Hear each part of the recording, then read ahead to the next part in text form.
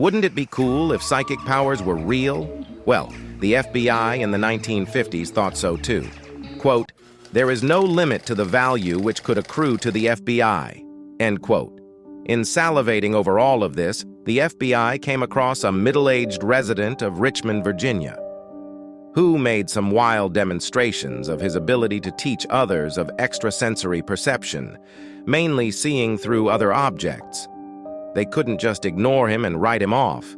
They had to look into it. It all began on July 16, 1957, when W.A. Brannigan requests A.H. Belmont to make further inquiry into William Foos. His main occupation was a foreman at a salvage warehouse of a railway company.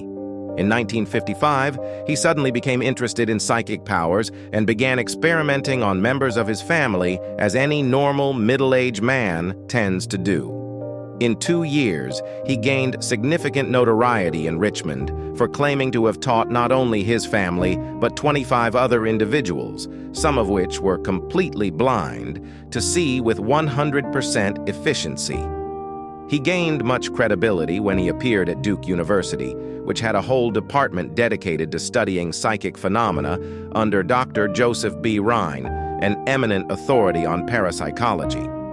He gave the impression as being thoroughly sincere and just wanting to help poor blind people regain their vision. Foos supposedly founded a company called Extrasensory Perception Research, Inc., but I couldn't find any record of it. This is what spurred the attraction of government agencies, including the Veterans Administration, who thought he could help blinded veterans. His main student was his daughter, Margaret, who gave many demonstrations of her extrasensory powers. Despite being blindfolded, she supposedly could read tiny handwriting and distinguish the color of balloons from hundreds of feet away. Notably, he was asked if he could teach someone to see through a wall. He avoided answering directly because of the defense implications of such a dangerous power leaking to bad men. However, later, he was heard in private conversation of claiming that he had taught one of his students to read an article that was obscured by heavy cardboard, and that teaching the ability to see beyond a wall is merely a matter of degree. Still, although they were allured, the FBI had to be careful by limiting their exposure as much as possible. They would only involve themselves discreetly because if this got out, it would mean total embarrassment.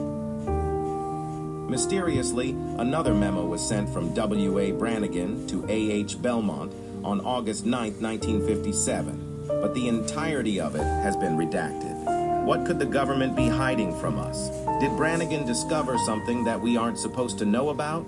Well, anyways, by September 6, 1957, the tides had turned. No longer will government agencies blindly trust Mr. Foos' psychic abilities. Mr. R.R. Roach sent Mr. A.H. Belmont a memo detailing the demonstration that Foos gave to representatives of military intelligence during August. Lieutenant Colonel John Downey's assessment could find no conclusion from the demonstrations. President's Committee on Employment of the Physically Handicapped's assessment. Foos' claims have not been proven. Recommend no association. Blind veterans.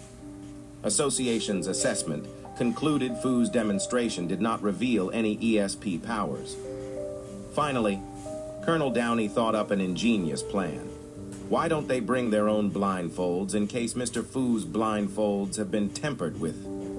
And suddenly, none of the students trained by Mr. Foos could successfully read anything. Man, what a bummer. Somehow, this didn't completely stop any further investigation.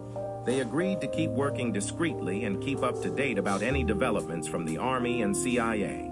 They recognized the danger of letting the Foos or the media know the FBI has an interest in Foos, so they worked more with intermediaries. By September 17, 1957, the liaison agent confirmed with the CIA that Foos is almost certainly using some kind of trick. Firstly, Mr. Foos himself has never demonstrated any psychic powers himself, but had the ability to teach others.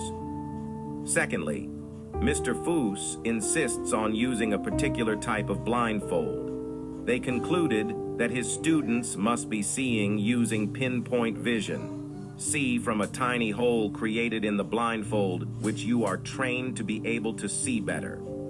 They noted that his protégés couldn't see through and read anything when that same material of the blindfold was placed on top of the object. In conclusion, I just find it interesting how desperate intelligence agencies are to find magical powers even when all evidences points against them. But if David Huskay says on the internet it must be real as an engineer and skeptical scientist, then it must be true.